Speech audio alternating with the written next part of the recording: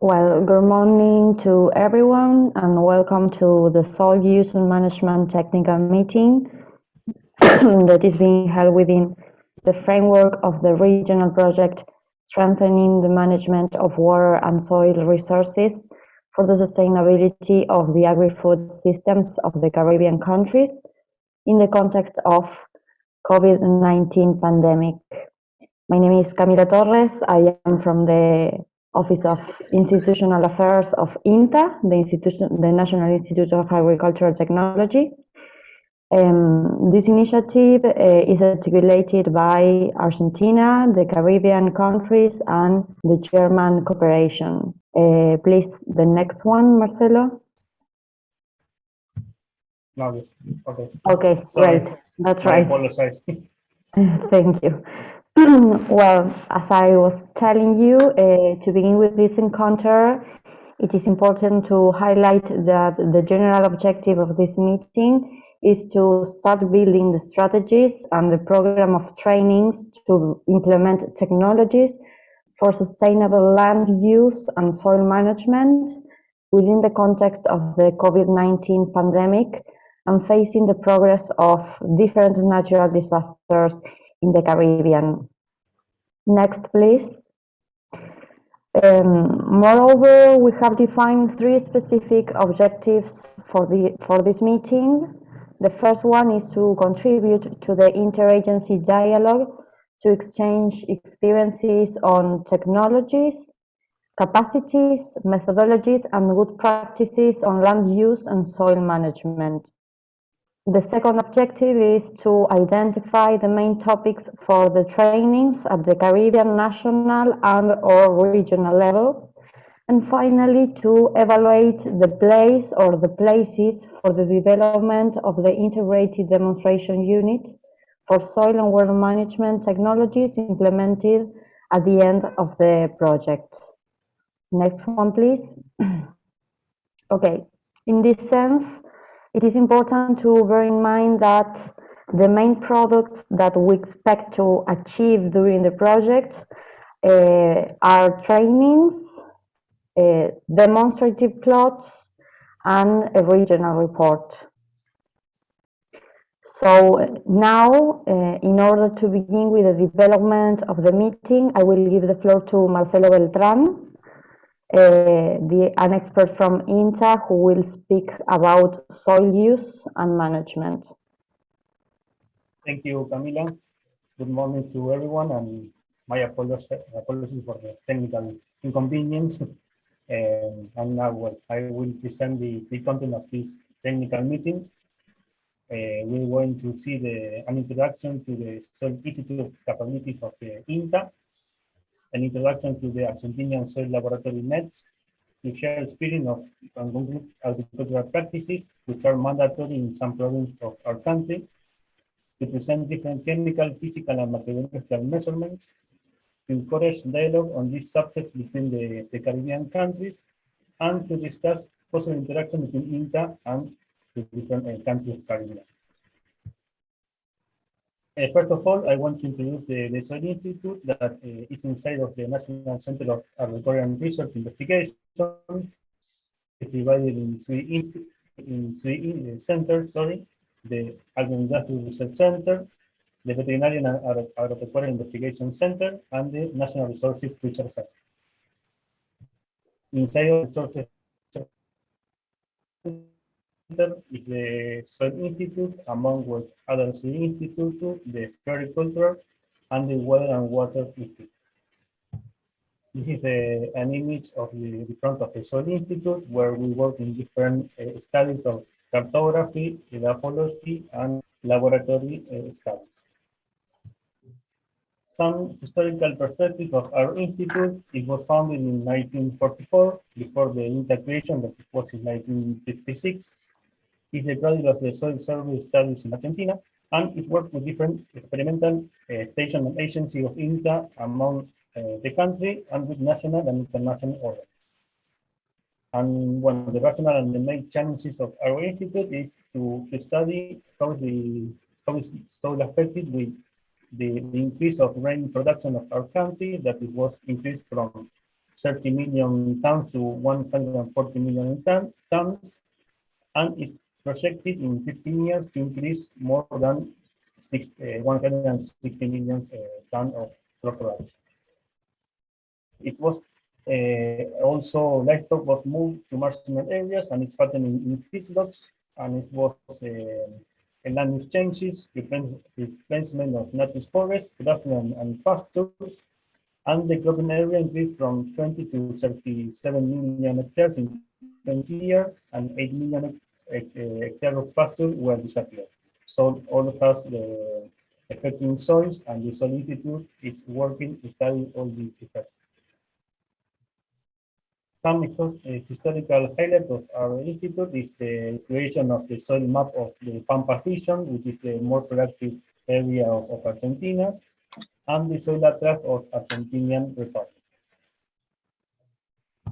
This is a photo of the soil map of our country, where we can see the more productive soil for the molly soil in the central region of the country, the arid zones in the south and the west side of the country, with the high clay content soil in the east part of the country, and in the north part the empty soil on the oxy soils. And in with more description, you can see all the type of soils of the regions where we have the high production. Well, to see the structure of the Soil Institute, it is divided in three areas: the laboratory, the forestry area, and the soil cartography and land evaluation. All these three areas are divided in different working groups. For example, the cartography area is divided in cartography and taxonomy, land evaluation, and teledetectation and heaps. The forestry area is divided in fertility, mineralogy, and micromorphology of soils, quality, health, and technology of soils, and the group of soil biology. And the Soil Institute is articulating with 15 regional centers and 50 agricultural experiment stations along the country. This is a photo of the personnel of the Soil Institute, that we are 53 persons working in the institute, and it's divided in just 31 professionals, divided in agronomists, geologists, biologists, physicists, and chemists. We have 16 technicians, 3 graduate students, and 1 postgraduate student, and 3 associated senior researchers.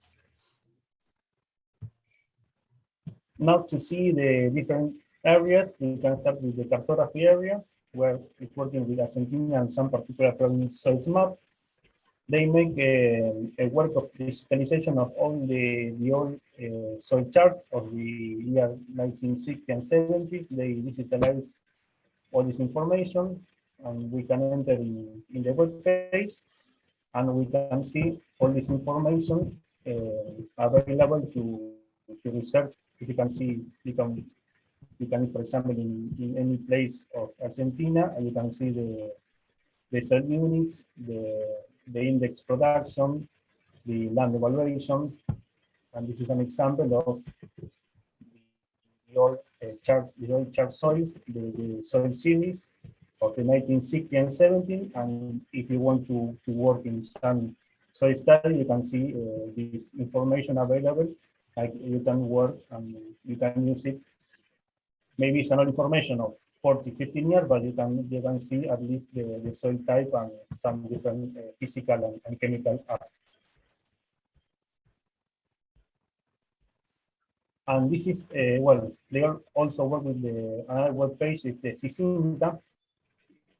Here in Cicinta, for example, you can more than 6,000 soil profiles that are new soil samples. So you can search in the country where you want to work, and you can see, for example, in this area.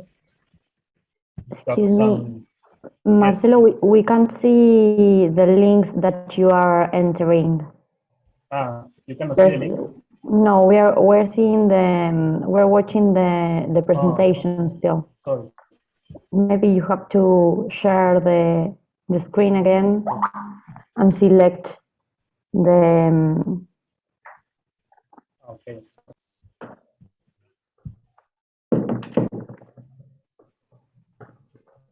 Now you can see the web page. yes, now we Yes. can see it. So, well, here in Cicinta, you can see the new soil profiles of Argentina. We have more or less 6,000 soil profiles. And if you want to work in some area per country, some field production, you can see some information near your field, and you enter in this web page, and you can see some information about the soil horizons, the deep of each soil horizon, the texture, the structure,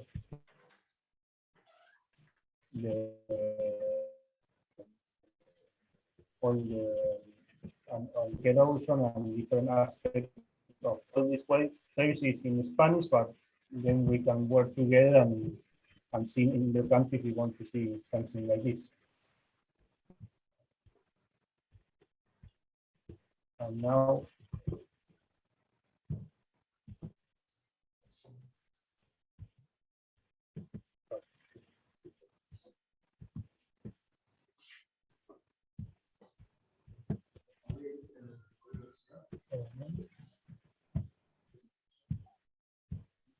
well, they also work with modeling maps on soil variables and soil characterization.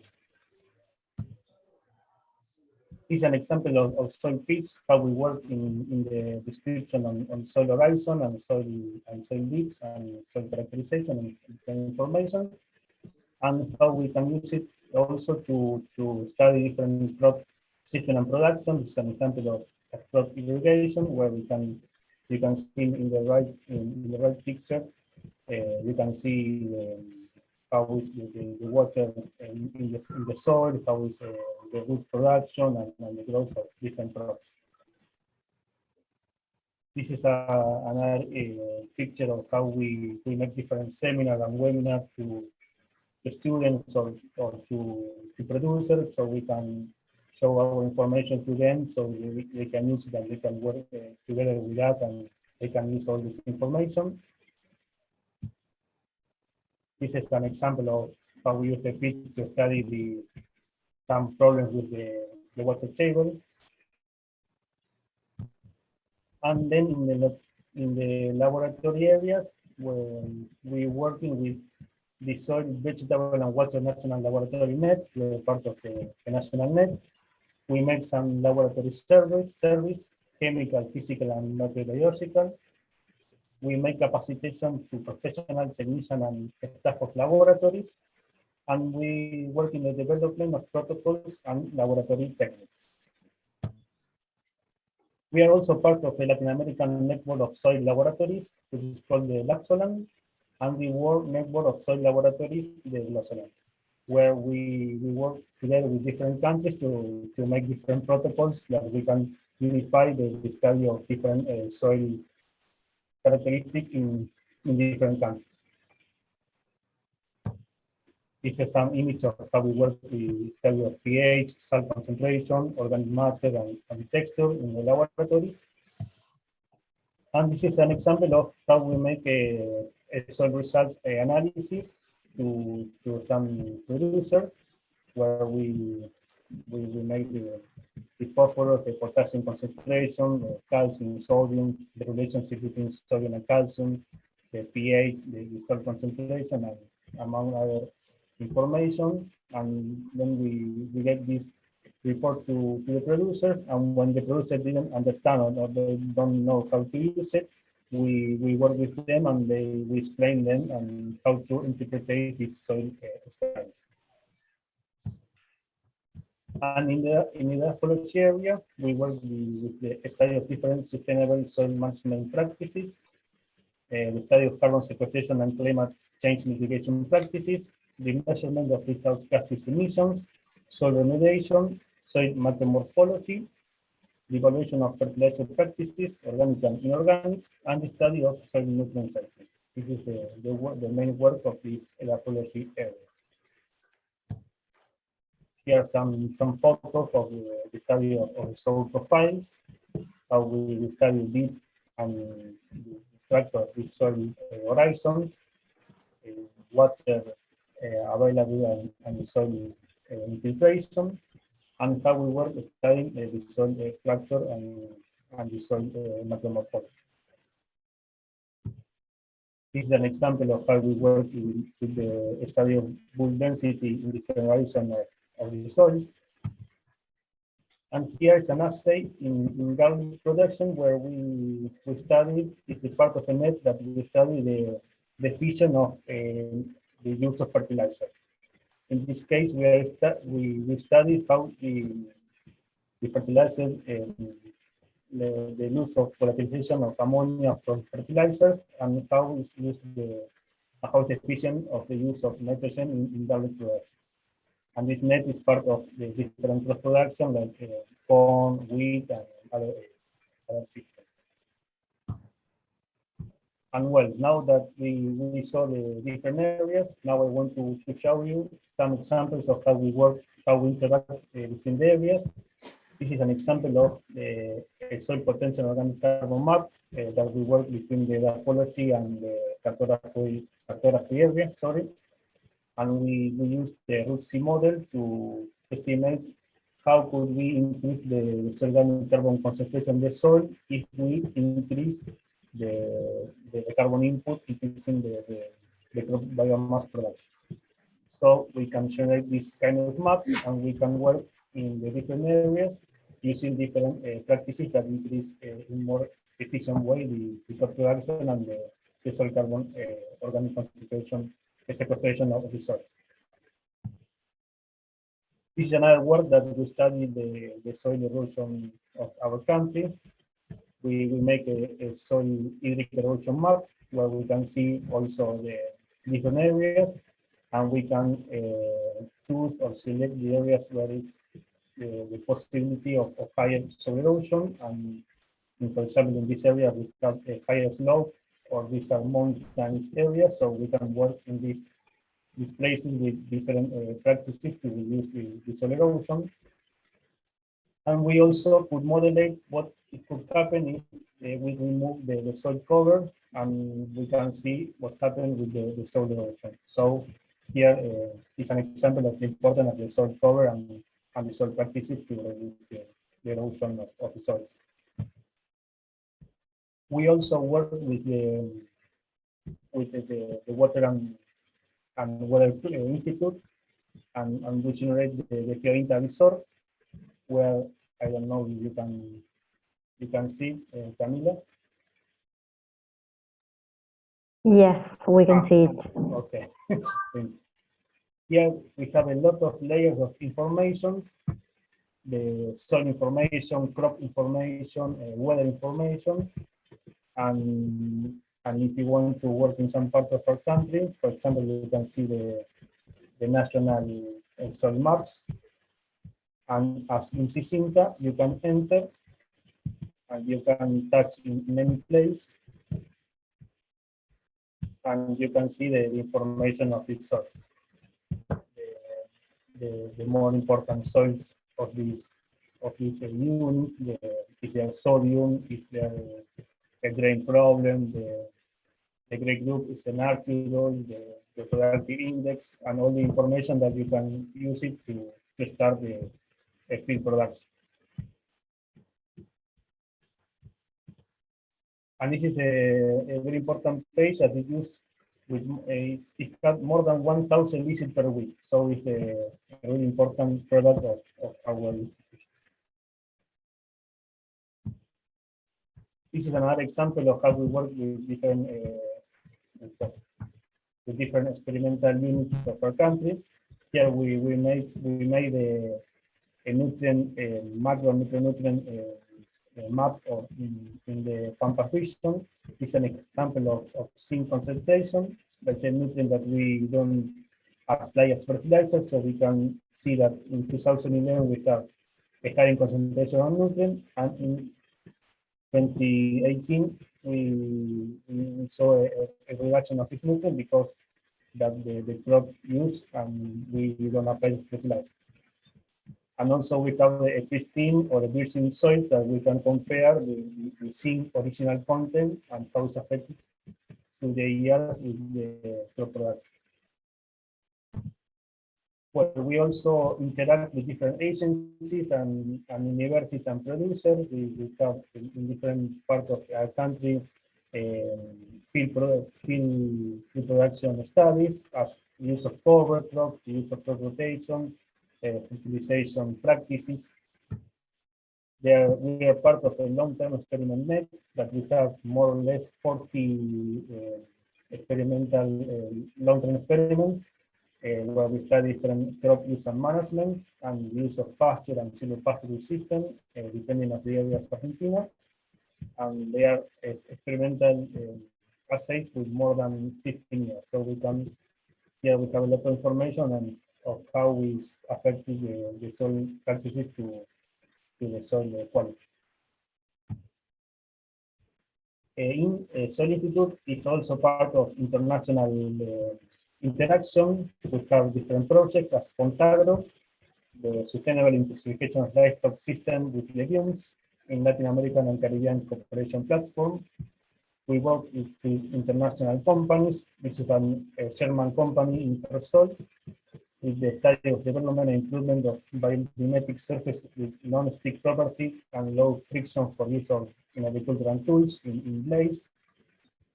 We work with Europe in the Horizon 2020 with new technology and strategies for a wide and sustainable deployment of second generation biofuel plants in rural areas. We have a technical cooperation agreement with the Natural Conservancy, working in the mapping of degree of degradation and pasture in the Chaco of Argentina and Paraguay.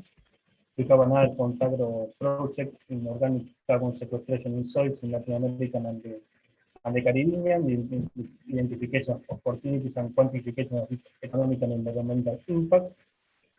We also collaborate with different organisms and international communities as the FAO, the CRA, the Corporate 1000 Initiative, and among other initiatives. And well, we also work in this project that we are all together in the strengthening the management of water and soil resources for the sustainable of the agri-food system of the Caribbean countries and in the context of the COVID pandemic. So about this project, now we can work together to see how we can possibly interact between others. Maybe in a short term, we can work in the generation of specific soil sample protocols, the interpretation of soil laboratory results, and soil environment characterization. In a middle term, we can work in the installation of demonstrative plots and long-term experiments. And according to programs, we can work on designing different conservation practices. And perhaps in the long term, we can work on the generation of map of erosion, fertility, land use, and potential for carbon sequestration. So, well, thank you very much. Here we have my email and the one for my partner, Lavandero, who worked also in this presentation. And now I will give the floor to Camila to continue with the question. Okay, thank you very much, Marcelo, for your presentation. As you saw in the last slide, the experts that were responsible for this presentation are Marcelo Beltrán and Deborah Lavanderos. I have already written their contact information in the Zoom chat so that you can reach them if you have any questions. And now we will open a space for exchange where the focal points of the other countries will be able to present information about the technologies, capacities, methodologies, and good practices on land use and soil management.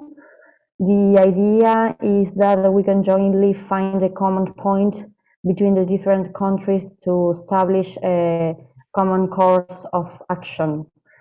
So since we are going to do these presentations on an alphabetic order, I will now give the floor to the focal point from Antigua and Barbuda. Please remember that the presentations shouldn't last more than 10 minutes for each country, so we can stay up to the schedule.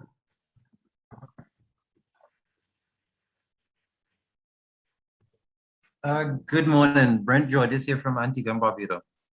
Unfortunately, I wasn't aware that there was a presentation that should have been done in terms of the present position of the countries. I have one though that I can share with you, but I can share with you via email. If I can be excused in terms of sharing it with you via email at a later time during the course of the day, in terms of the presentation that I've had, that I prepared for a similar workshop that I had to attend. But I wasn't aware that there was a presentation that had to be done this morning. Apologies. Okay, yes, if you wanted, you can send it by email to us. I will write our email here, so that our institutional email, so that you can send the presentation to us. Thank you, I'll do that.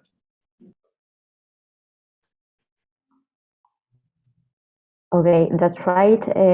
Then maybe the focal point from Barbados.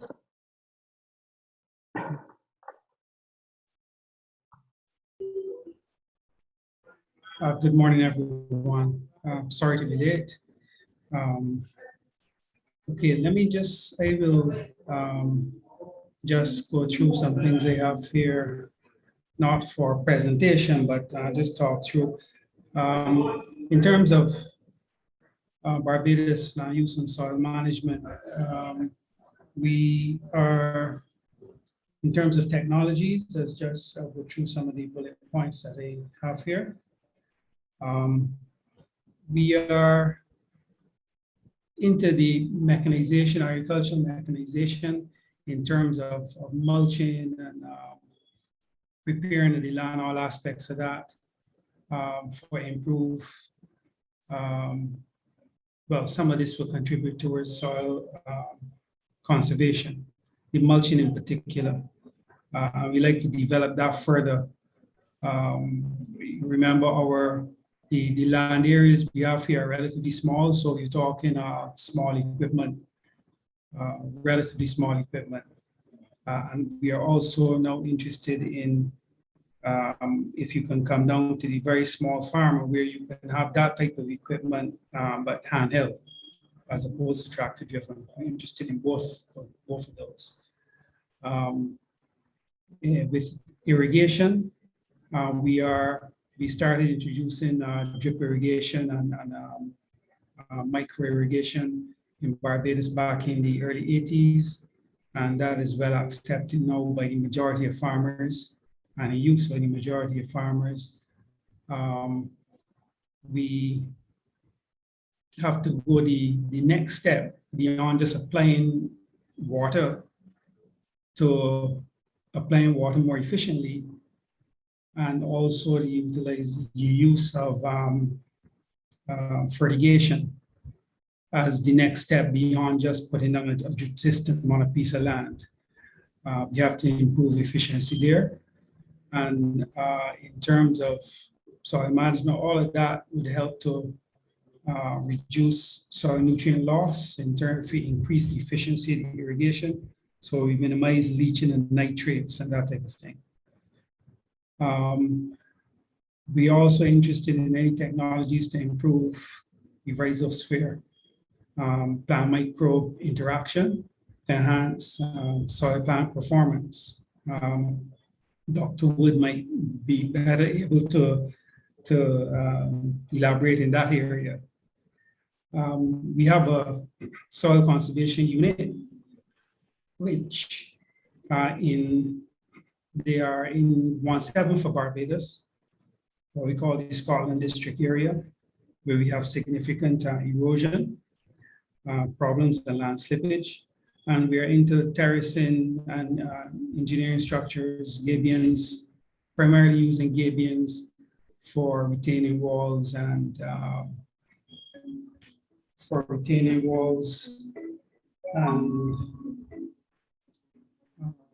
weirs to control erosion in water courses, etc.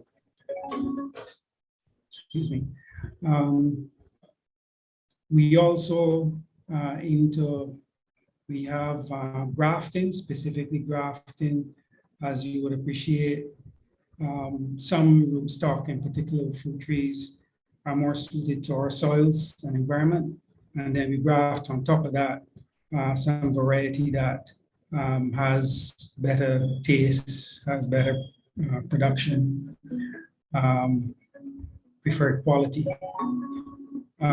We are also in the Scotland district area where we produce, our sand for construction comes from that area, from the sand dunes in the St. Andrew area.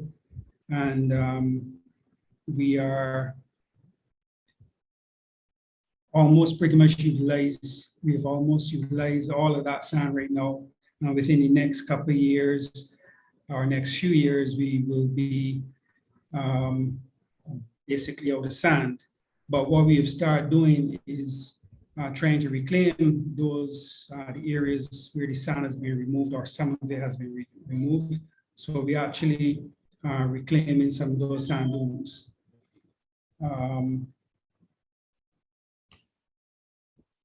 In terms of our capacity, I interpret that as human resource capacity. And our people generally, the farmers, we have at least a basic level of education. The average farmer could do the basics. However, they are experienced in farming, a lot of them, but the farming community is aging. Okay, the average farmer is well in age, and not as much youth coming into the area as we would like. That is also within the Ministry of Agriculture. A lot of the staff is 55 plus, and the amount of younger persons coming in, qualified persons to carry on is limited. Over the past years, the numbers within the ministry has also dwindled due to problems in the economy impacted on by global events. So our numbers, as well as age, reducing. We, however, have a lot of experience in the country, and we would then need to find a way to harness that from without the ministry. We have a number of plans, but this might not come across nicely, but we have that challenge of implementing and executing projects. We have a lot of projects, but they're just not, the system, the mechanism just does not seem to be there to follow through as we would like in a timely fashion, due to a number of reasons: personnel, financial resources, changes in priorities, etc.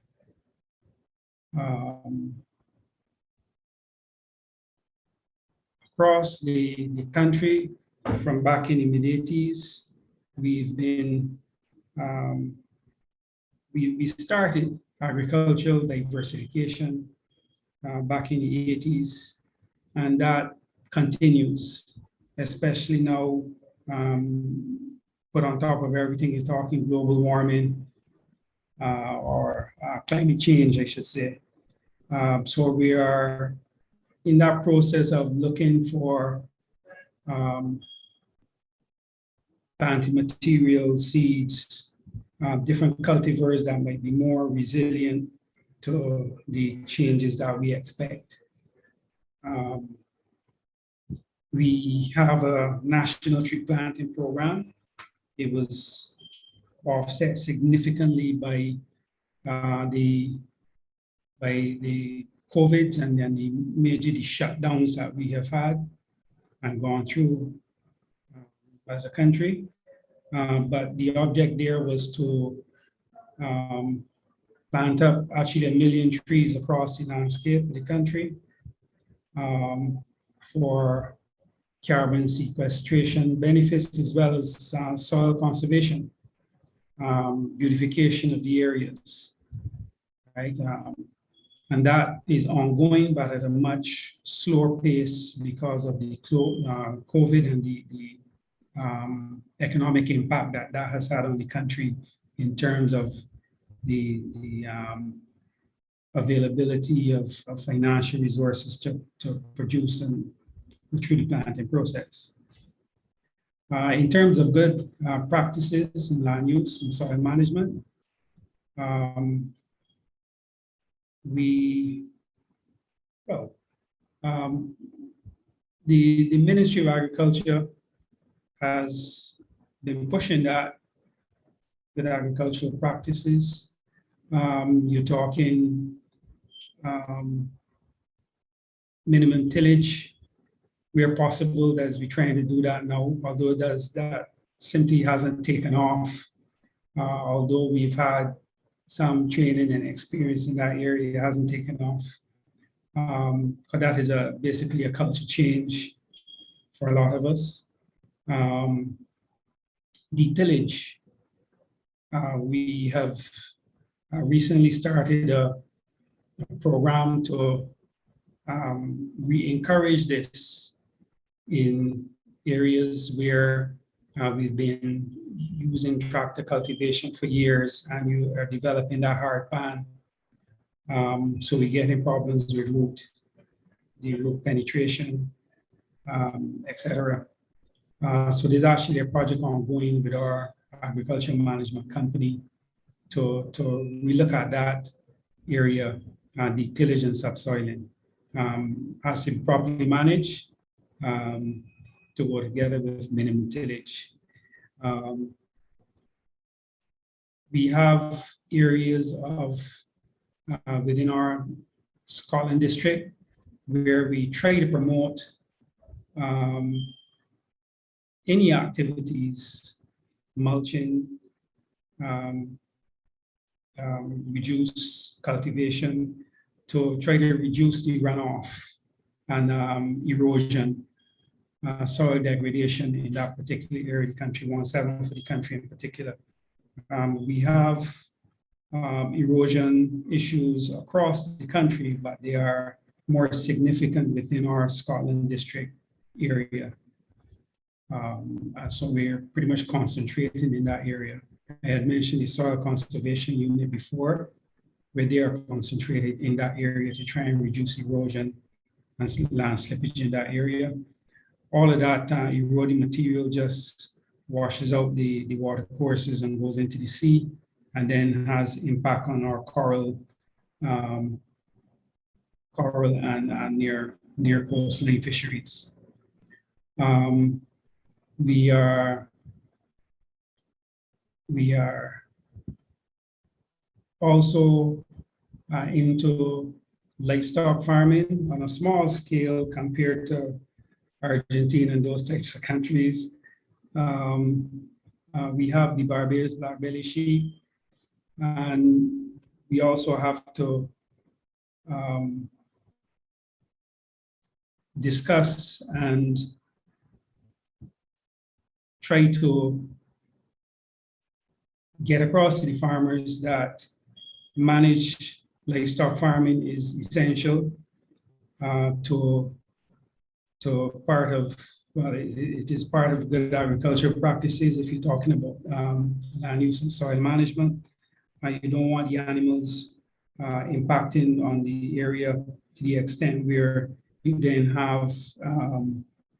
have erosion issues. We have horses through the area sometimes that cause damage in the Scotland district, while like cows, we have sheep that cause damage. So there's need for managing the livestock. We also have an act, not agricultural, just general health and safety act from on the labor side of things. So as part of good agricultural practices, we're talking about managing sanitary as well as phytosanitary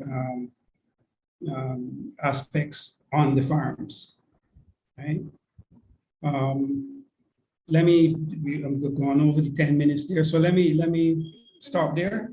And if Beverly wants to add anything, or we can move on to the next country. Thank you. Hi, good morning. Okay. Just a few minutes. I am the director of our analytical laboratory, and we do some soil analysis, but it's not on a continuous basis. The sugar industry, we have two crops, main crops. We have sugar cane, and then there's also cash crops that we do have. So the farmers, in some cases, are interested in finding out the soil nutrient and different characteristics of soil to assist them. Within the sugar industry, there is routine application of fertilizer, chemical fertilizer, which is mainly nitrates and nitrogen and phosphorus. Barbados soils, because of their calcareous nature, mop up the phosphorus. So we are now concerned about the microflora, and if the microflora is available to cause the release of phosphorus from the soil. So we were interested in looking at our soil bacteria and being able to see how that can be enhanced. One of the traditional practices after the harvesting of the sugarcane was to add organic matter, either from animal manure or muds and so from the factory, but that has decreased over the years, and therefore our organic matter is probably low. We also have very thin soils, so therefore then there's not a lot of deep soil. So our interest with respect to the sugar industry is to be able to look at the characteristics or the quality of some of the soils at this time, both in chemical and in the microflora, to be able to see if they could increase the soil fertility. And ideally, we would like to generate a soil fertility map for Barbados. Some initial work in soil fertility was done more than probably over 10 years ago by a PhD student, but we need to get back to that. So it would be good to, as a soil lab, we also do the analysis as chemists, but we are not in a position to interpret the data and to advise the farmer as to what they would need to do. So therefore, we would be interested in that kind of cooperation, not probably us, but the agronomic section within the ministry. And I see that you do that interpretation of your soil. We are also looking at the methodologies that you use in terms of your soil analysis. A lot of it is still wet chemistry, but do you have any analytical equipment that speeds up the processes that you take place? So from an analytical perspective, we would be interested in seeing what you do, and also to be able to link that with the agronomic and the sugar industry to see how best they could improve the fertility of their soils. Thank you. Okay, thank you very much, Beverly and Glenn. It was very interesting to listen to you. Now we will give the floor to the focal point from Dominica. Yeah, good morning to all. Pleasant day to all. Do I need to share my screen? Because I actually previously sent my presentation to you, Camelia. I don't know if you want to share it, or should I just go ahead and share my screen? Okay, you have sent it to me or to Carla Bersano? I responded the email to the email, and I attached the presentation. So Okay, let me see yeah. if I have it. If not, I think you have the I think you can also share it if you want it. Maybe it is easier if you share it. Okay, great. Perfect, we can see it.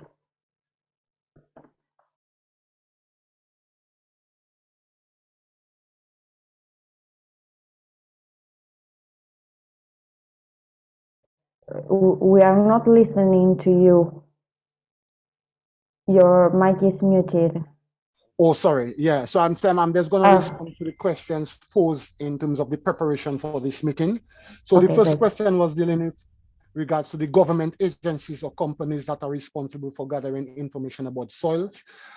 First and foremost, the Commonwealth of Dominica has a Physical Planning Act, Act number 5 of 2002, which provides for the orderly and the progressive development of land use, both in terms of the urban and rural areas. The National Land Use Policy of 2014-2016 gives further insights in terms of the management of that process, in terms of it enables for the effective land use planning in a coordinated and structured manner, in terms of improving the physical planning division's responsibility in terms of land management issues. Nonetheless, the Lands and Surveys Division of the Ministry of Housing and Urban Development is the legal custodian of all government land records and provides high quality regulatory information in terms of the managerial services and the policy advice in terms of public and private land use. The Lands and Service Division is vested with the responsibility for creating national land information management and mapping systems, as well as giving advice with regards to agricultural and industrial land development. That responsibility is vested in terms of the revised laws of the Commonwealth of Dominica of 1990, as stated in chapters 5101 of the State Lands Act, as well as the Land Survey Act of chapter 5304. So in a sense, the laws provide for the legal framework for the lands and service divisions with regards to the administrating of all state lands. Nonetheless, the Technical Services Division of the Ministry of Public Works and Digital Economy also conducts a number of engineering and road surveys, and it liaises with other ministries in terms of development of land management maps. The Physical Planning Division of the Ministry of Economic Affairs, Planning, Resilience, and Sustainable Development also covers a range of land use and development issues, to include the compilation and the statistical analysis of land use data.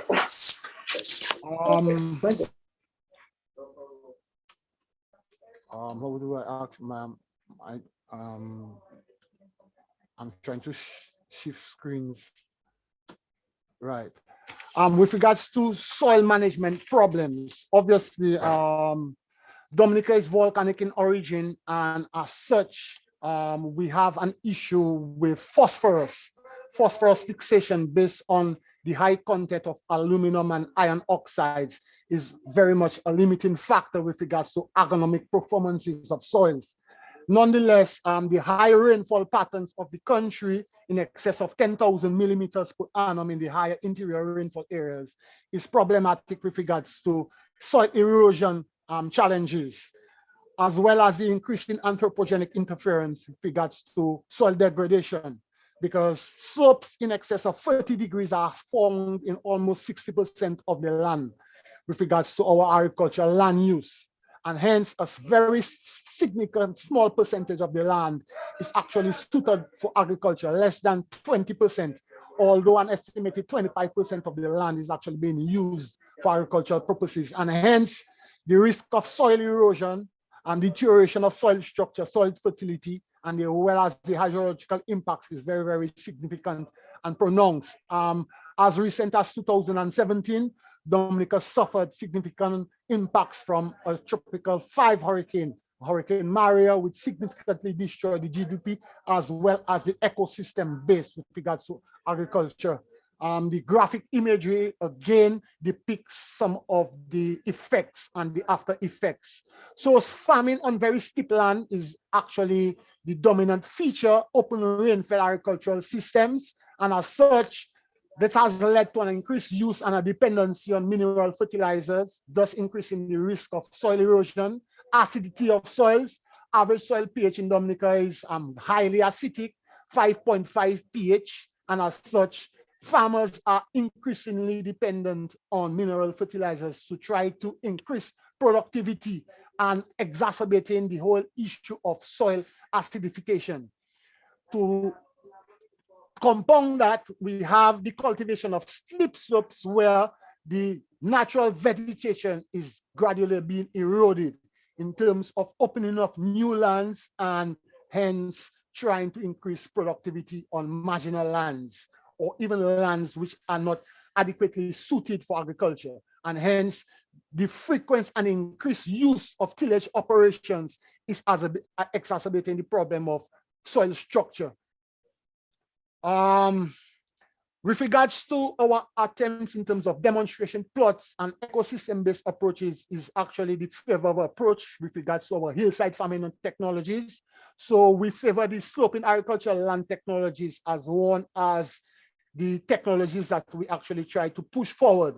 The imagery depicts some of the demonstration plots taken in some parts in the central area where we are actually incorporating the utilization of gas barriers to include vetiver, the development of windbreak systems, as well as the establishment of permanent terraces and the development of counter farming systems.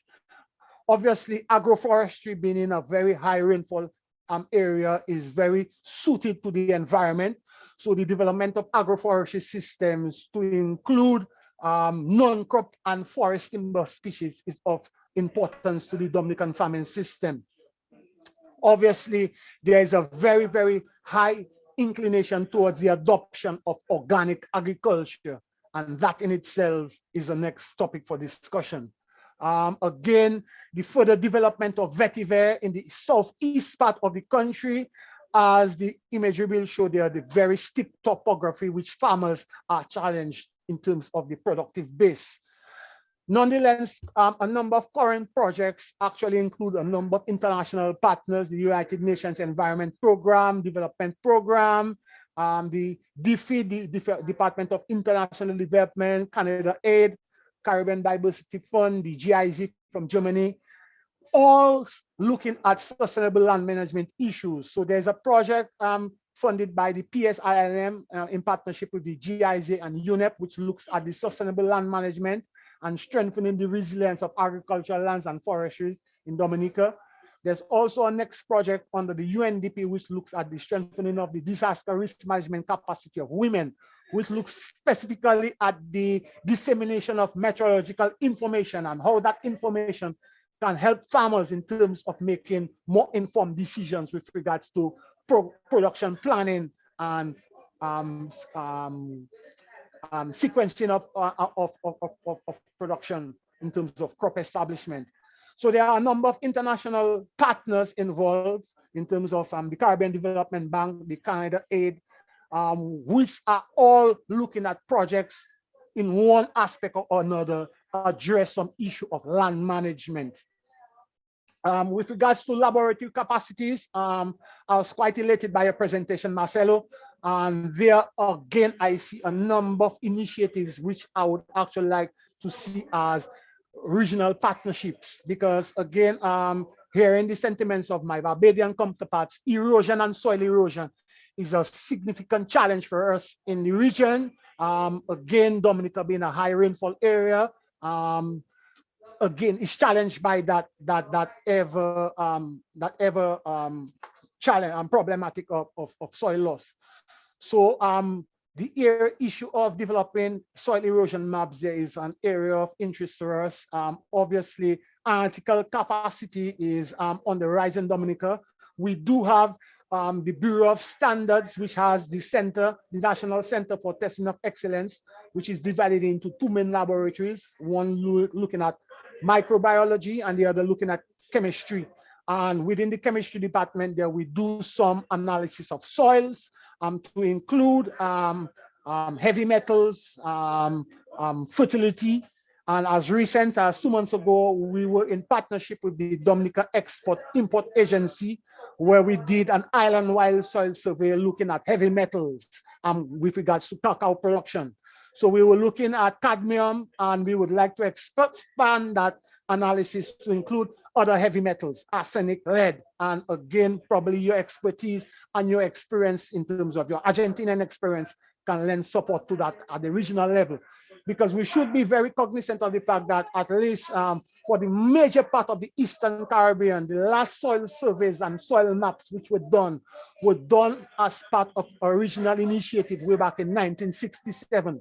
So as such, most of the islands do not have up-to-date soil maps.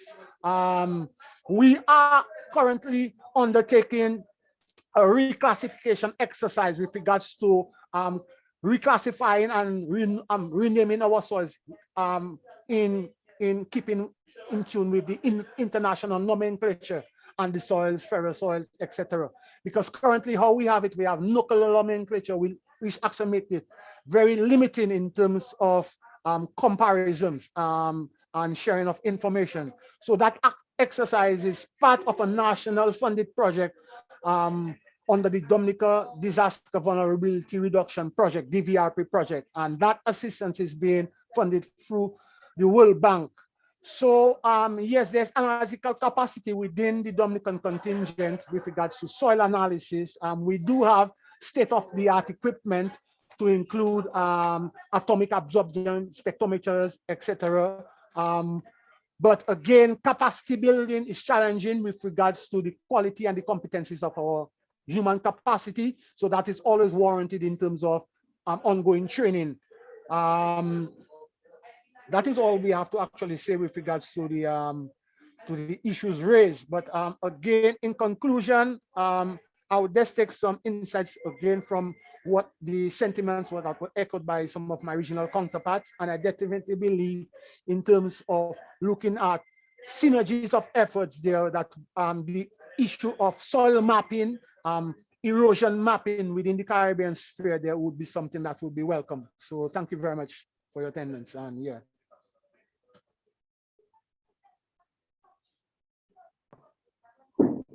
Okay, thank you very much, Mr. Casimir. It was very interesting to listen and to see your presentation. Now it follows the focal points from Grenada. I don't know if they are in the Zoom.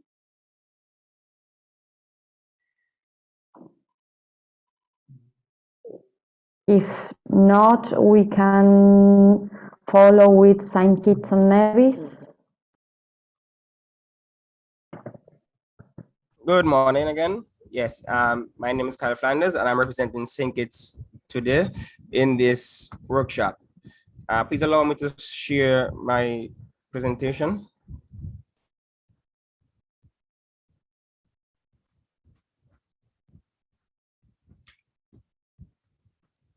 Yes, we can see your presentation.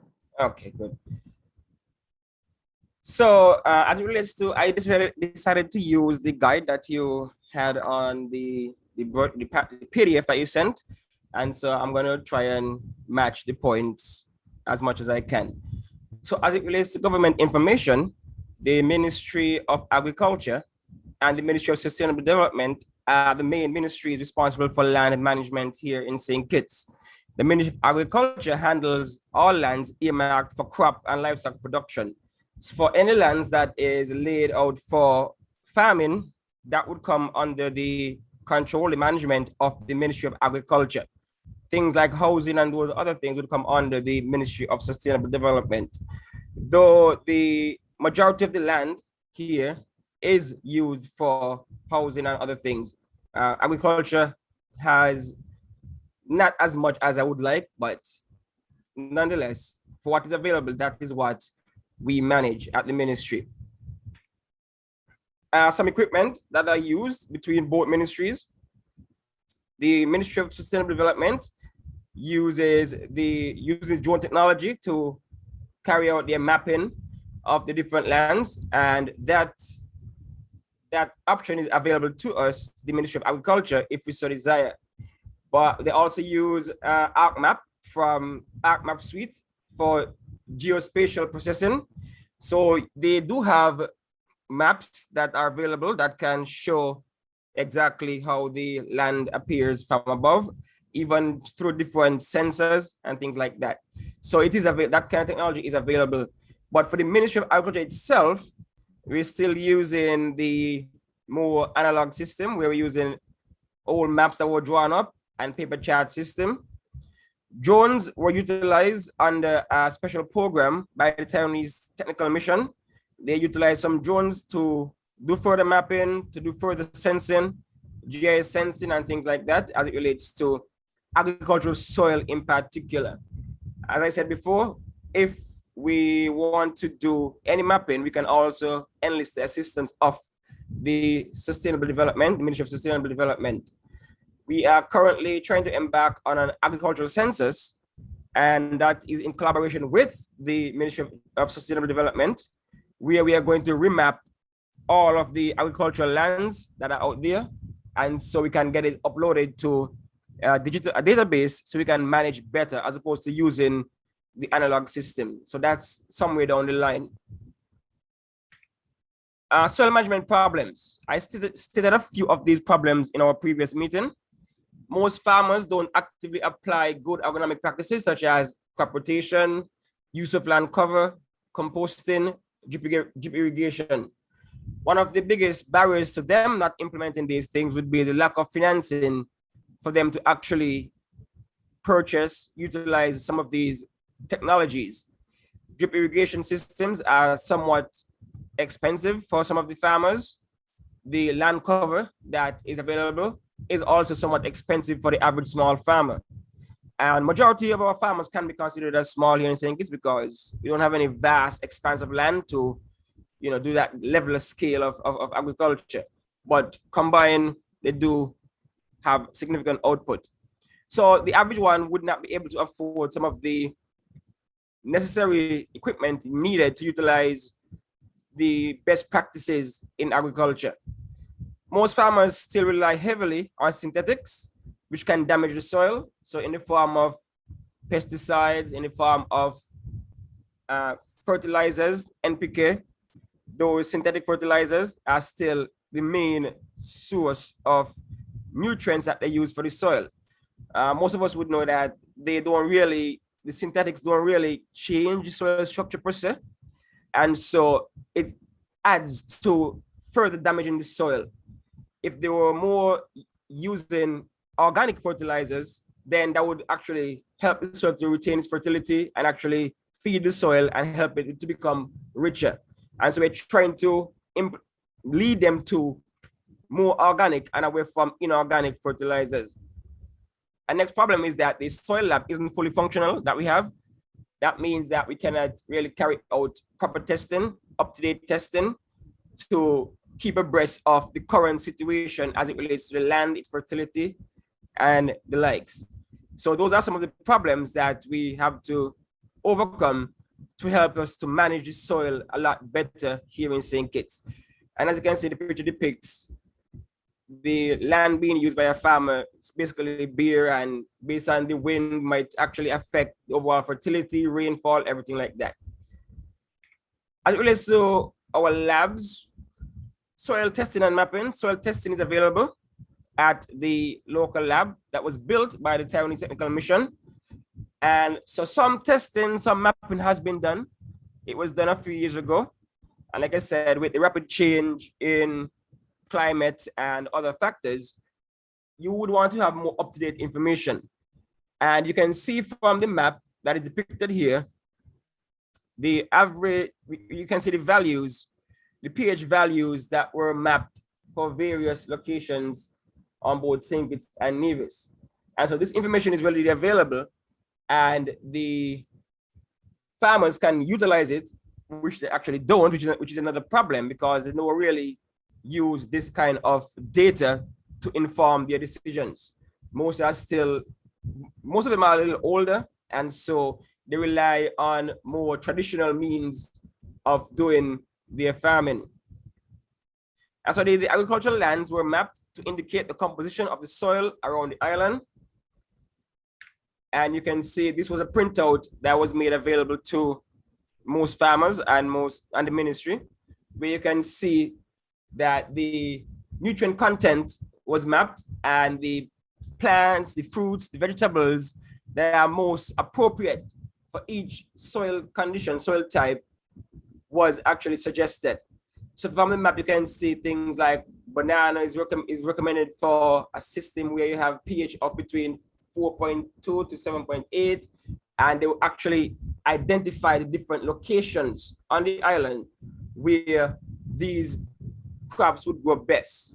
And so this is information that's readily available, but as I said before, problem is that most farmers don't really take on this kind of information. They'll go and plant what they want, where they want, and things like that. But some do adhere to this map and this chart, and they try their best to carry out the best practices that they can. Soil degradation, we have some problems right there. Failure to protect the soil during poor weather conditions, that's one of the major causes of soil degradation. We are living in an area where, of course, we have hurricanes. We have a whole hurricane season.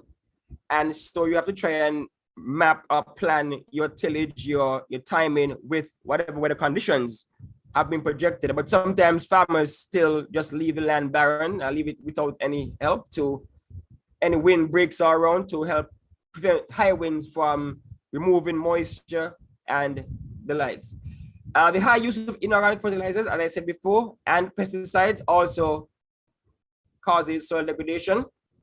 Planting of the same or similar crops on the same plot year over year, that can lead to soil exhaustion. And this is a thing that is actually going on where farmers, like I said, they are set in their ways. And so they would plant what they traditionally planted as opposed to engage in more systematic, organized crop rotation systems. And so this can cause problems. Yeah, we are seeing cases where the yields for certain crops are diminishing because they're planting the same crops over and over. And like I said before, if your main source of nutrients is inorganic fertilizer, you're not really enriching or enhancing the soil structure or anything like that, or the texture or anything like that. So you need to use more organic means to get that done. Excessive tilling is a problem. A lot of farmers believe that they have to start the growing season with tilling all the time, right? So there's no zero tillage, there's no dig system in place or anything like that.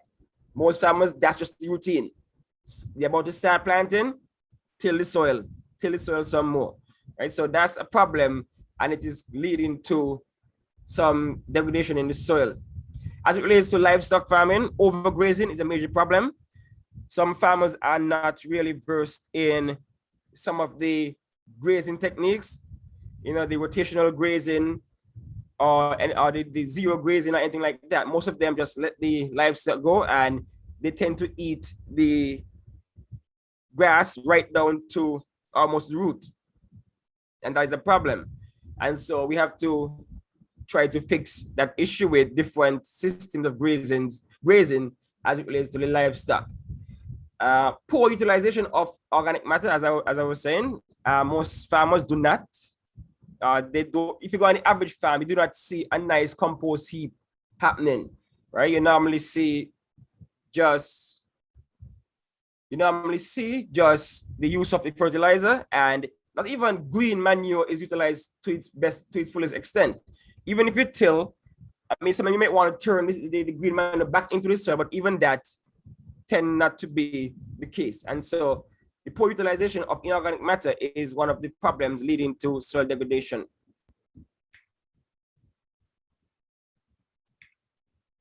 Resources, we're looking at the laboratories. As I said before, we do have a soil lab. The soil lab is currently understaffed.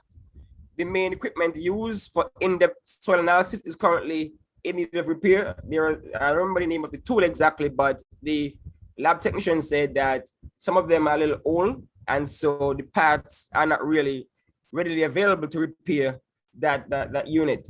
And so that's a problem we're having at the lab.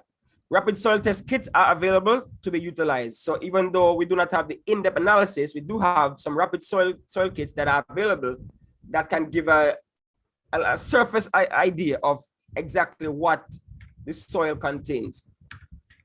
The soil lab is also currently conducting a compost making initiative where they actually do have a nice, in one of the demonstration areas that we have, they have a nice system where they are currently making some compost, and they do sell it on the local market. And as you can see, it's there because we're trying to push the use of more organic methods of enriching the soil and feeding the plants. And so that one is spearheaded by the soil lab. And so it's currently, it's currently work in progress, but we have had some good results. We do sell our packaged compost through a local retailer. And so farmers can go up and get it at a reasonable cost. Again, as I mentioned before, the rapid soil testing, those are some examples of the kits that they have available. And that kit can give you an idea of the NPK, the nutrient content of the soil, whether it is high in nitrogen, phosphorus, or potassium, or whether it is lacking. And so this one is going to be available to farmers, where the lab is going to carry out some of these testing so that farmers are able to have an idea of what is going on as it relates to their soil. Demonstrative plots, we have a few. The Ministry of Agriculture have 3 stations and 1 farm. So they have a farm that they own that they carry out certain demonstration on. These spaces are used to carry out various crop production experiments using best practices in the soil and water management. So farmers can visit these plots and see how some of the best practices are implemented, the use of mulch, the use of cover, the use of compost. As you can see, the use of some windbreaks at the back here to try to encourage farmers, because one of the major problems we do have is a monkey problem. And so we try to use as much techniques as we can to ward off the monkeys from actually reaching the main crops. But that serves multiple purposes, both as windbreaks, as a barrier to ready entry to the access to the crops. So these are some of the things that the demonstrative unit is currently carrying out. As you can see, more demonstration of agronomic practices. We are encouraging the use of mulching, ground cover to reduce soil erosion, to retain moisture, to reduce tillage, and to store weed growth. And so we're also using, as you can see right here, drip irrigation systems to further enhance the management of both water and the soil. So that was just a rough look at some of the practices that we're engaging in and some of where we are, some of the projects that we are currently utilizing. So that's it for now. Thank you. Okay, thank you very much, Kyle, for your presentation. I believe that we still have 2 focal points. The next one would be the representative from Saint Lucia.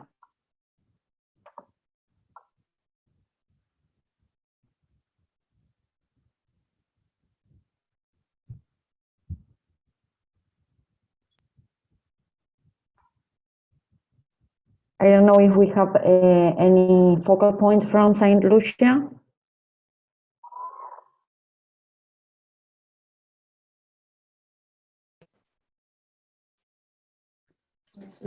Yes, we do. All right. So our presentation is between Mr. Miguel Montut and I, and that permit me to share my screen, and that for our presentation, we try and stay as close to the guides and the parameters which were sent to us for the presentation. So when you all can see my screen, I'll start off. Okay, thank you.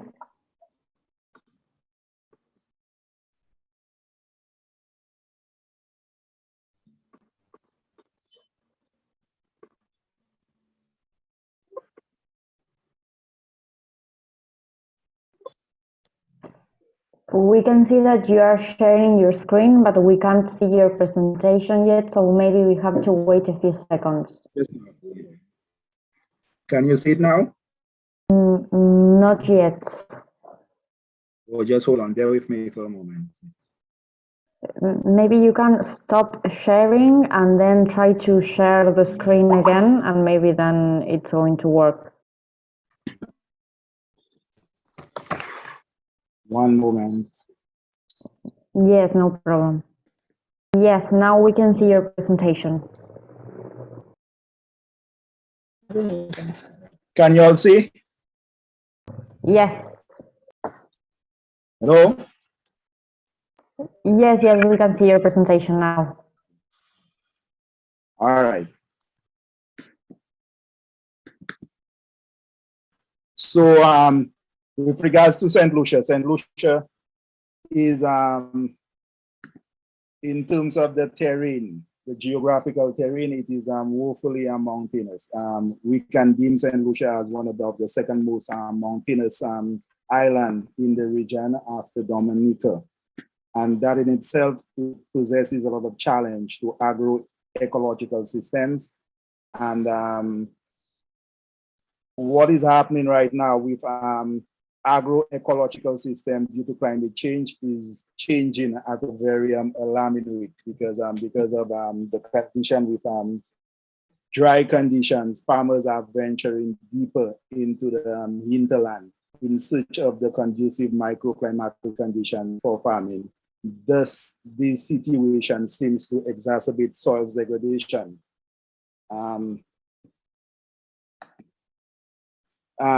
In terms of the island agroecological zones, it can be classified into a dry ecosystem, and we tend to find these areas on the eastern, the southwestern portion of the island.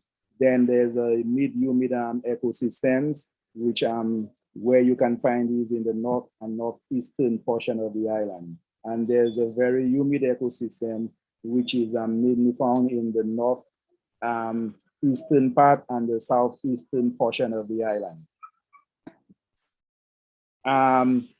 This is a map of St. Lucia depicting in terms of the agroecological system. I don't know if you all can see it.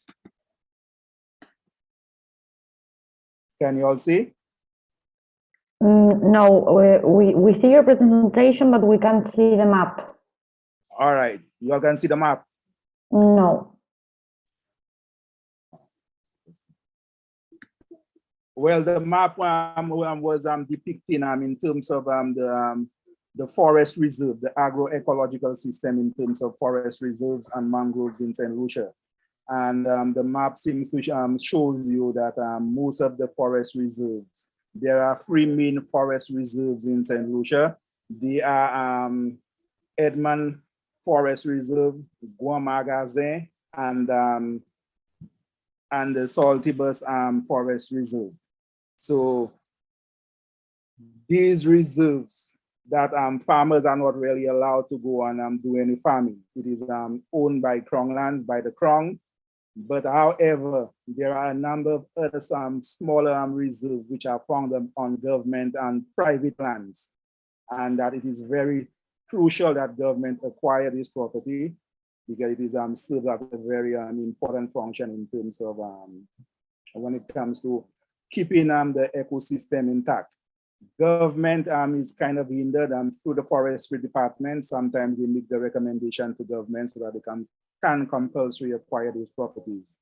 But up to last night, I was watching a presentation by our Prime Minister, and they were saying that our government, in terms of liability, they have $61 million that they have owing to people which they have purchased their property. So a number of these farmers, sometimes not even the recommendation may not even come from forestry, but some of the farmers wants to vest if they have an area which is heavily forested. Most time they make an offer to government so that the government can purchase or give them a alternative area so that they can do the farming just so as to preserve this area. Another ecosystem which is very important to St. Lucia, we have the mangroves, and it says that a study was done in 2005, and it was estimated that St. Lucia have 200 hectares of mangroves. The most important one is Mancote mangroves, which is found in the south of the island. And this one, it is very important in terms of migratory bird species comes there every year. So this mangrove might be in might find itself in problem because there's a major development called the DSH, which is called the Pearl of the Caribbean. That if they continue with that development, it is going to put that mangrove into problems. In terms of the major constraints of soils and limiting productive that limits the productive management of soil, we have deforestation. Now, St. Lucia is known to be a major producer of banana back in the heat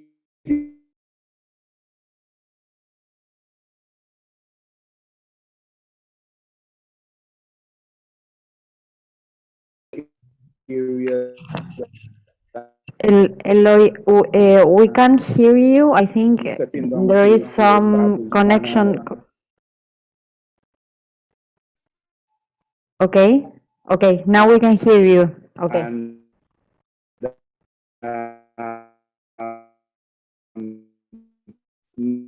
now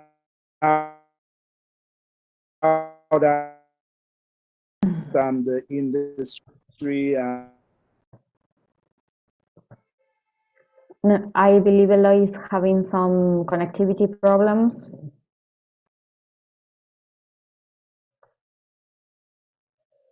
I don't know if Miguel, you can continue with the with the presentation.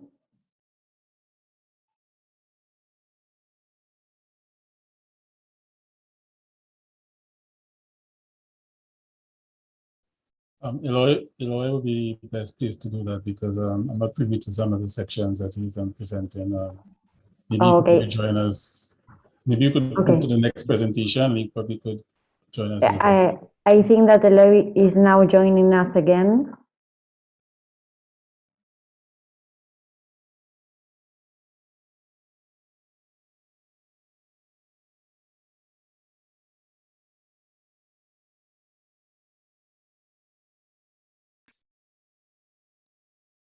Eloy, can you hear us?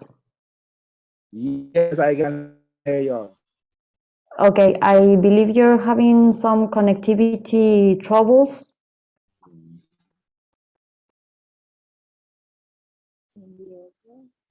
Can you all hear me now? Yes, now we can hear you.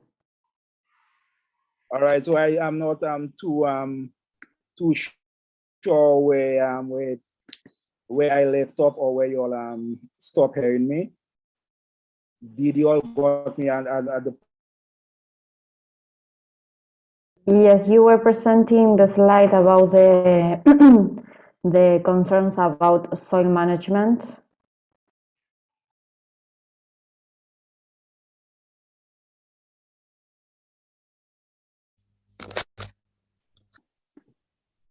The last point was deforestation. Yes. All right. So I was on deforestation. So as I was saying, deforestation continues to be a major problem in St. Lucia.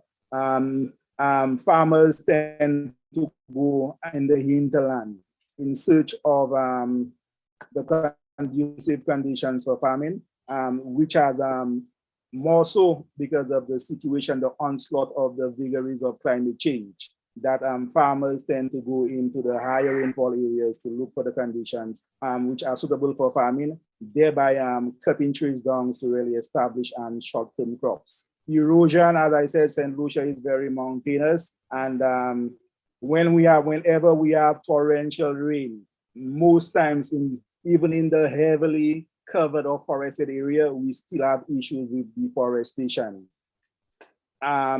Low level of soil fertility. We have worked with a number of entities in St. Lucia, with Timac Agro from the French Republic.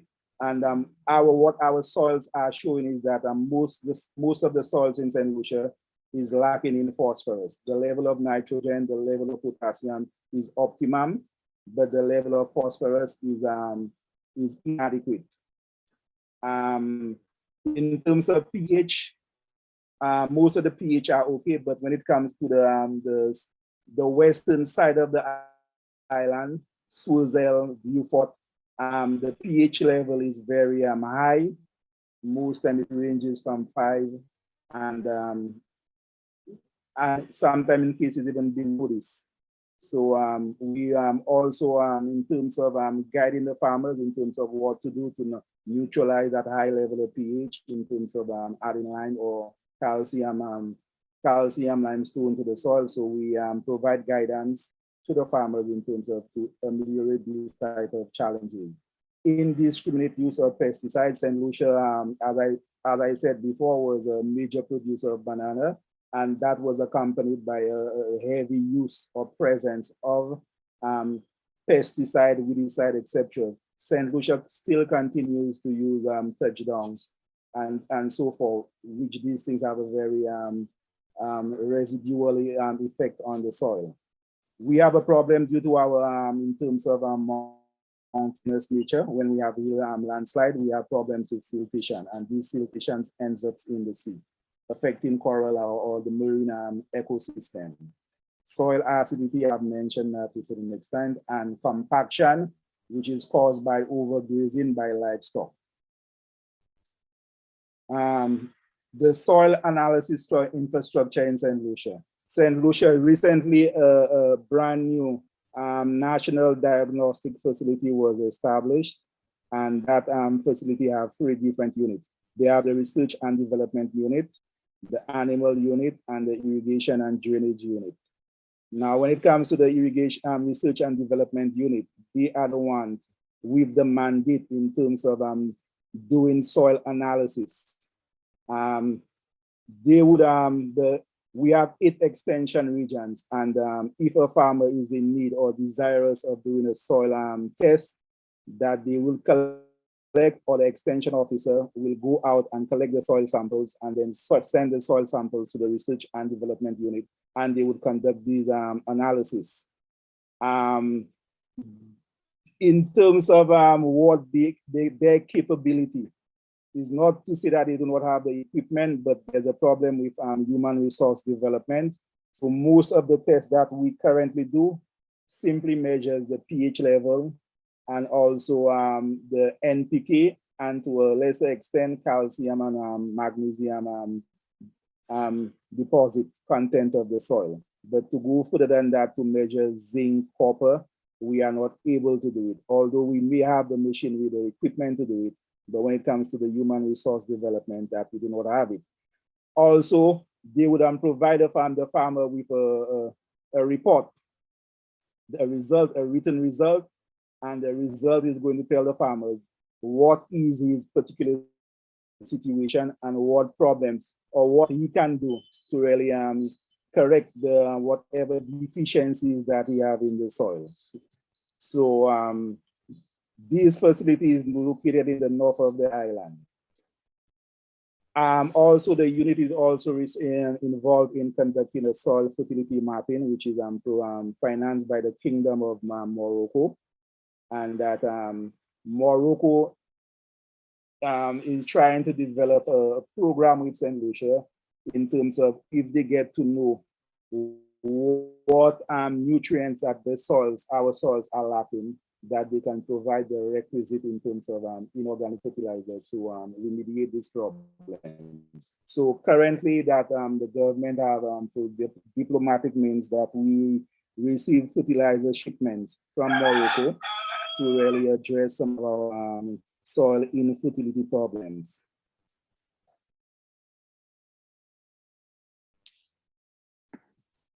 Limitation of the research unit. As I said, the unit is the diagnostic facility is equipped to do a lot of things in terms of the equipment and the investment. That investment was financed by the European Union under the banana accompanying measures, and that we have a challenge when it comes to the human resource to really make that laboratory really effective. So in terms of soil scientists, we are in need of a soil scientist, a plant pathologist. The plant pathologist is very important because oftentimes you take samples with the situation with climate change in terms of pests and diseases has become more pronounced, and that the normal extension officers are not able to really diagnose or give a farmer a reliable recommendation as to what seems to be causing that problem. So we need to have that pathologist in place to really give accurate diagnosis of the challenges that the farmer is facing. And that is a very serious, as I said, very, very serious problem, because most time the extension officers go out there and they diagnose and they falsely diagnose the problem, causing the farmers or even increasing the farmers' cost of production in terms of using pesticide, and which seems not to control the problems. So if we can get somebody that can accurately diagnose the challenges that the farmers are facing with pests and diseases, it would augur well for the farming community. We also need a statisticians in terms of when it comes to doing experimental design, if you want to really provide reliable data, that we would need a statistician on board at the unit. As I said, the unit only performs macro element analysis, more pH and the NPK analysis. The major soil conservation practices, farmers practices in the island, mulching. So currently we have a project called the 7-Crop Project, and it is being financed by the Taiwanese Technical Mission. And part of the project is that they provide production inputs to the farmers. So they are providing some of these materials to farmers at subsidized price. So the plastic mulch, we also encourage farmers, because right now farmers, those who are very environmentally conscious, are not using weedicide. What they do, they buy a weed eater, a grass cutter, and they use the grass cutter to really clear the farms. So they use that same grass, they dry it up, and they can use it as a dry mulch on the farm. In the areas that are very steep, what we do as a ministry, we initiate demonstration plot on terracing. We encourage these people to do minimum tillage in these areas, just to curb on landslide and hillside erosion.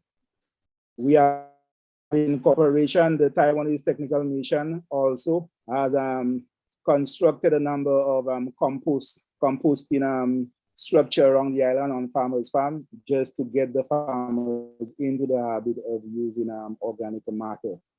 And animal manure, although we have a very small livestock sector, but the farmers, we always advocate the farmers before they plant or while preparing the land to add organic matter to the soil.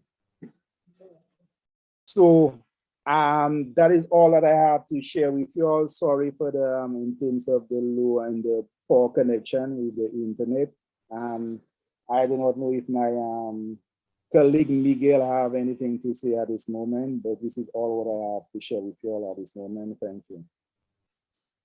Can you all hear me? Yes, yes. Thank you very much, Eloy, for your presentation. I don't know if Miguel maybe wants to add something.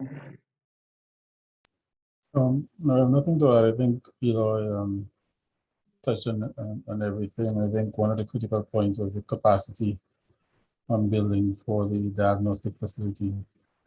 It's a sort of a workers' facility in terms of equipment, infrastructure, but in terms of the technical expertise there and the training, that's a deficiency. And I guess if we bridge that gap, it would sort of help in terms of pushing the agricultural agenda forward. That's basically it. Okay, thank you to both of you. Well, I believe that the representative from Saint Vincent and the Grenadines had to leave because he had another engagement. So, well, thank you very much for all your presentations and the valuable information that you have shared with us. Given the time, we will take a small break of 20 minutes, but before that, we will send you a link through the Zoom chat with a brief survey that we will appreciate it if you could fill it during this recess. And on the other hand, during the break, we will share some videos from Argentina. Now we are going to have a brief space for exchange, and finally we will proceed to the conclusions of the meeting. As you know, we have asked you to fill a survey that I'm going to share right now. First, we ask you for your data, your personal data, and the first question was about training on soil fertility and erosion control. We asked you to select 3 topics on which you would like to receive training, indicating, of course, the level of priority. Those topics were notions of soil fertility, diagnostic tools, physical and chemical characteristics of soil that affect availability of nutrients, interpretation of soil laboratory analysis results, soil erosion measurements, and finally soil erosion control techniques and practices to restore or improve to improve productive soils. And then we ask you about trainings on laboratory techniques, and we ask you to choose one of the following topics to receive training: knowledge on lab analysis, assessments on different techniques to analyze soils, and finally notions of hygiene and safety in labs. I think we have also asked you about the demonstrative plots that you have in your country, and in case you do have demonstrative plots, to select the countries you could work jointly in the use of these plots. So regarding the results, I am going to show you which were the results of the survey. Well, there were 3 countries that participated in the survey. I think that 2 representatives from Antigua and Barbuda. And well, here we have the results. The first, it's very divided, but we have priorities on the notions of soil fertility, soil erosion measurements, soil erosion control techniques and practices. Regarding the laboratory techniques, you also manifested your interest in receiving trainings on assessment of different techniques to analyze soils, the notions of hygiene and safety in labs, soil, water, leaf analysis, and results interpretation. As we can see, you all have demonstrated plots that could be used for the regional project. And here we have, well, with which countries you would prefer to work jointly regarding the demonstrative plots.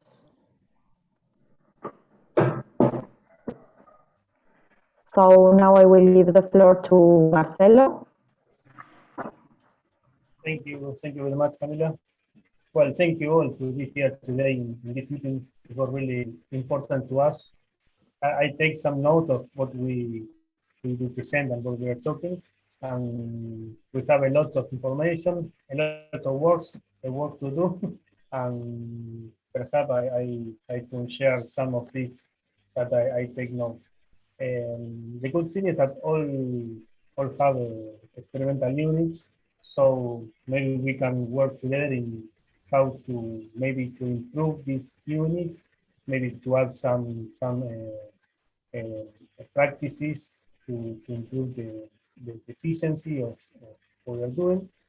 And maybe we can take some analysis, maybe we can go and take some physics analysis and chemical analysis to see how is these practices that we are doing, how is affecting the soil erosion and the soil fertility. This may be a good way to work together. Then, we saw that in all the area we have problems with phosphorus. These are all soil with low content of phosphorus, some acidity problem. You all want to improve the organic matter, the meteorology action in the soil, so maybe we can work in the use of organic matter and use of organic fertilizers to change the uses of organic fertilizers.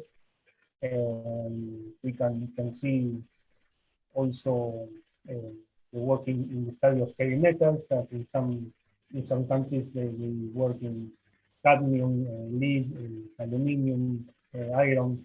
So we can maybe take some soil samples and work in these areas. And about laboratory techniques, we can also work in some different techniques to study soil nutrients, but also we can work to share this information to the producer. As we make here in Argentina, we work in laboratories, but we also go to the field and talk with technicians, with the producers, and so we can share our knowledge to them, and we can work and see how the producer can use this information, understand information and use it in their own production. Also, we can work in not only in the fertility part, but in the control erosion soils. And maybe in the long term, we can start building how we can work in the production of different maps, erosion maps, nutrient content maps. Maybe we can start thinking how we can do it in the future to have maybe in each country or in the country that they need some information, some maps with some nutrient or erosion problem maps. So that's what I take note, and perhaps someone wants to say anything else, and I leave the floor to everyone to speak and say what you want.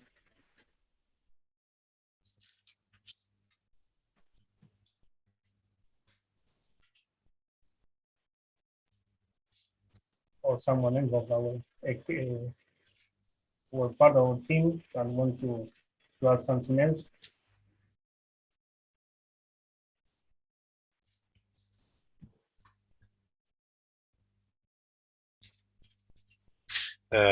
There are other concerns about deforestation and the impact on soil conservation and the torrential rains related with climate change, mainly in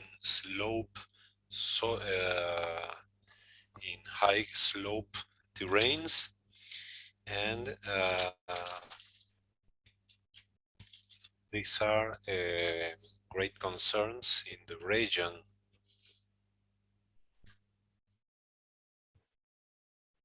Yes, we noticed that when in our case in Argentina happens something the same.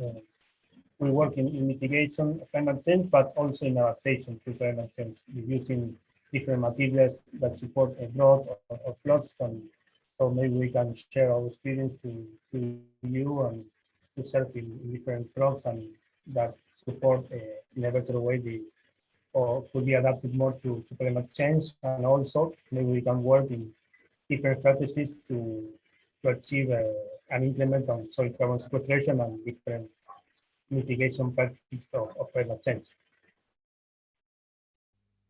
And the importance of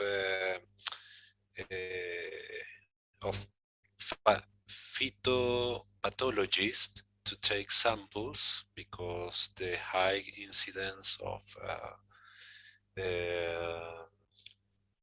plant illness related with climate change, and the importance of statisticians to design experiments or take part in experimental designs. Another point I noticed. Okay, fine. Perfect. Thank you. Okay, great. So maybe now if the focal points from the rest of the countries have something to add, or maybe they want to talk, have a question, or want to give some feedback to what Marcelo and Juan Pablo and Deborah have. Yes, Eloy.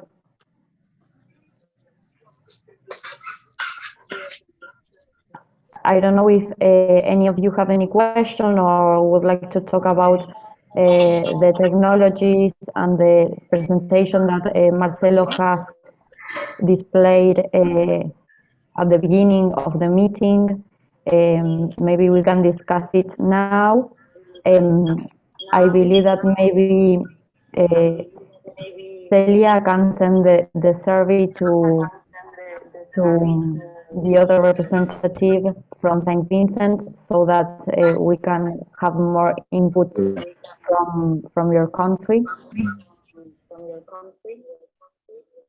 Yeah.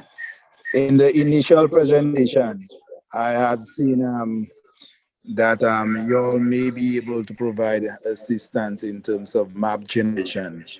Now, when it comes to the taxonomic classification of soils in St. Lucia, our maps are very old. The last commission map was done in 1970, and the classification of the soil textural class may not be the same. So in that vein, that any assistance, as I said, the Morocco program project will be doing in terms of mapping, but will not really map the in terms of the taxonomic classification of the soil, but it's more looking at just fertility, just doing fertility testing around the island. So that may be another possible area. And I heard my colleague from Dominica alluded to the same, that the last soil map was done, I think, or in the 1960s. So one can appreciate that most of the maps in terms may not be that relevant to present day.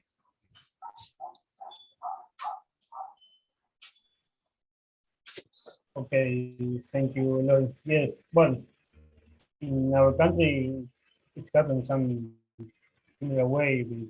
Our old maps was from the 70s, the 60s, and we all continue we are using the same map, but what we are doing is, what we did is to take some soil samples in different areas to validate the information of the old maps. So maybe we can start working in something like this and see how we can improve what you already have. And we also work well. Yes. Good day, colleagues. Eloy, greetings from Dominica. Yeah. Based on what my colleague from St. Lucia just said there, I definitely believe that we need to actually start to look at a roadmap which would actually bring much more synergy in terms of a regional approach, in terms of getting a commonality with regards to something demonstrative that we can achieve within this stipulated time. Because I think that we have 36 months to execute this project.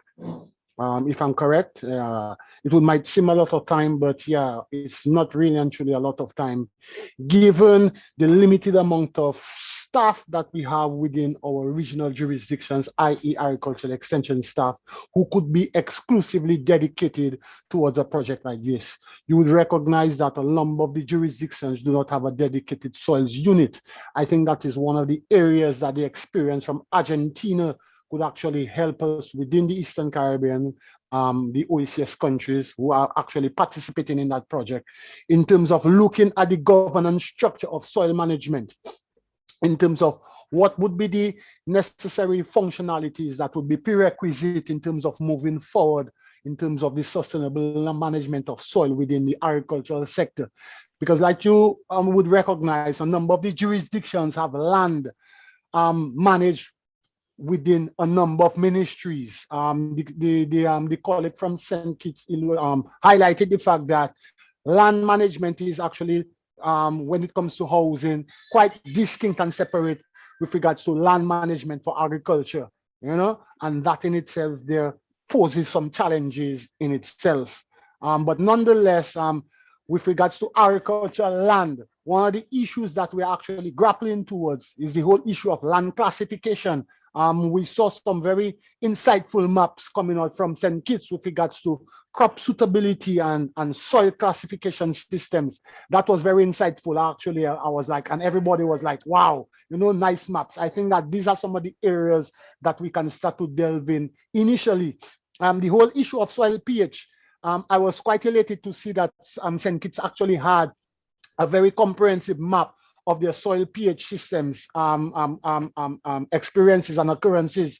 So I believe that is an area that we can go into almost immediately in terms of capacitating our extension staff, because within the advent of this COVID pandemic, the modality of training there, I suspect, will be heavily influenced by virtual means. But nonetheless, the hands-on practical experience there is also needed and warranted.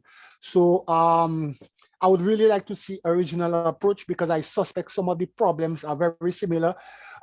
Personally, I would like to see some demonstrations with regards to soil erosion controls and the rate, and how do we quantify that on an annual basis. So for example, countries like Grenada, St. Lucia, St. Vincent, Dominica, where we have significant amount of rainfall, steep topography, it is very useful for us to quantify the annual rate of soil erosion and to get these methodologies very, very consistent in terms of our annual monitoring exercises. So for me, I would like to see at least areas in terms of demonstration units where we can quantify in terms of the quantitative data that would be associated with the research and the development component of monitoring these research plots. There are a number of demonstration units that we can think of. Obviously, soil fertility is an issue for us in the Eastern Caribbean in a number of the jurisdictions. Over fertilizations, over tillage, but nonetheless, we still have to come up with commonalities of approach, which what would best fit the experiences and the expectations of all participating countries. So yeah, that was some of the areas that I would like to share. Obviously, I see that you have a wealth of experience in terms of your analytical capacities. So again, capacitating our technicians in terms of short courses, even in your jurisdictions, exposing them to these up-to-date techniques, because it's unfortunate that some of us are not up to speed. So for example, a number of these analytical techniques which are mainstreamed in terms of soil analysis are still void in terms of our jurisdictions. The use of mass spectrometers and stuff like that there is still limited. So these areas there that we could definitely see as collaborations between the participating countries and in terms of capacity development. But definitely on the ground, practical experiences there. The modalities, we have to figure it out in terms of this COVID environment. Yeah, we would love the one-on-one on the ground participation, but in that environment, then we might have to come up with something much more innovative. Yeah, but yeah, the issues are still very much relevant. Soil erosion, soil fertility, even the development of these cadastral maps, is an area with regards to the use of GI technology. GIS is an area that we would welcome. The possibilities are enormous as we chat it out. Thanks. Okay, thank you. Thank you very much for all the yes, we saw that fertility control laws on the generation of map. We can share, we work in this field and we can share all our capabilities to you in order to improve all these fields. That's the idea. As you said, we have a limited time inside this project, so we need to figure out how we can proceed in order to achieve all that you want, or at least the most that you want in this time that we have in this project. So we can work together in this area.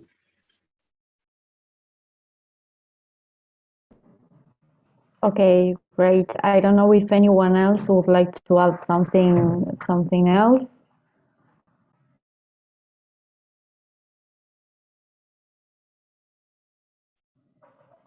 Okay, in this sense, well, thank you very much for your participation.